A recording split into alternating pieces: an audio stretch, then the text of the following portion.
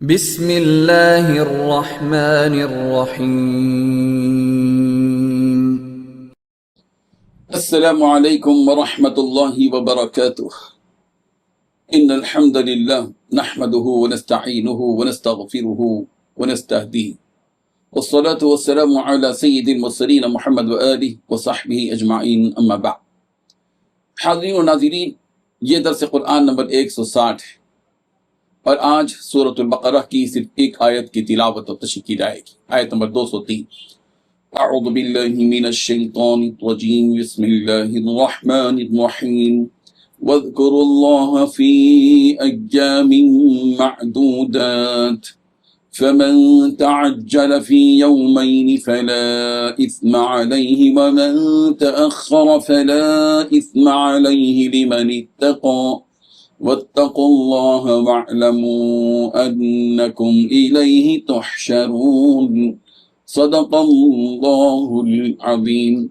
لفظی ترجمہ یوں ہے، واذکروا اللہ، اور اللہ کا ذکر کرتے رہو، فی ایام معدودات، گنتی کے ان چند دنوں میں، فمن تعجل، پس جو جلدی چلا جائے، فی یومین، دو ہی دن میں، فلا اثم علیہ، اس پر کوئی گناہ نہیں ہے، ومن تأخر، اور جو شخص بعد میں جائے، فلا اثم علیہ، اس پر بھی کوئی گناہ نہیں ہے، لمن اتقى، اس کے لیے جو تقوی اختیار کرے، واتقوا اللہ، اور اللہ سے ڈرو، واعلموا، اور جان لو کہ انکم الیہ تحشرون، کہ بے شک تم اسی کی طرف جمع کیے جاؤ گے۔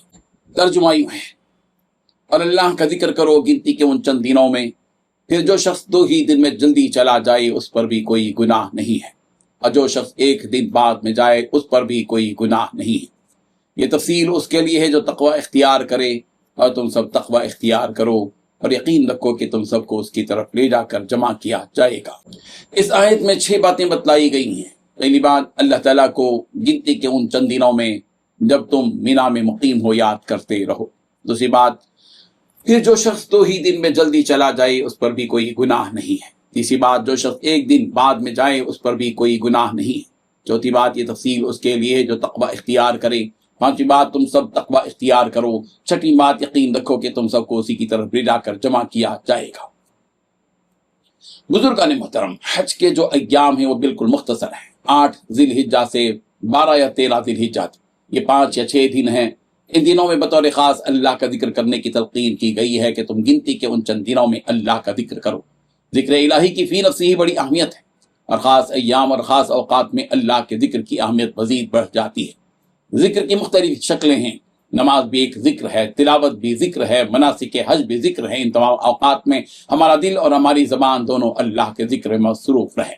11 اور 12 ذی الحجہ کی رمی جمار کے بعد اگر کوئی شخص چاہے کہ مینا سے چلا جائے اور 13ویں ذی الحجہ کی رمی جمار نہ کرے تو اس کی اجازت ہے۔ اس مسئلے کو اس جملے میں بیان کیا گیا کہ فمن تعجل فی یومین فلا اثم علیہ۔ اسی طرح اگر کوئی شخص 11 اور 12 کی رمی کر کے چلے جانے کی اجازت کے باوجود مینا میں ٹہرا رہے اور 13ویں کی رمی کر کے جائے تو اس کی بھی گنجائش دی گئی۔ اس جملے میں کہ ومن تأخر فلا اثم علیہ، اور جو شخص تاخیر کرے تو اس پر بھی کوئی گناہ نہیں ہے۔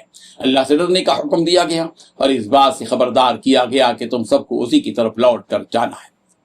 اللہ تبارک و تعالیٰ ان آیات کو سمجھنے کی توفیق عطا فرمائے اور فرض حج ادا کرنے کے اللہ ہم سب کو مواقع عطا فرمائے۔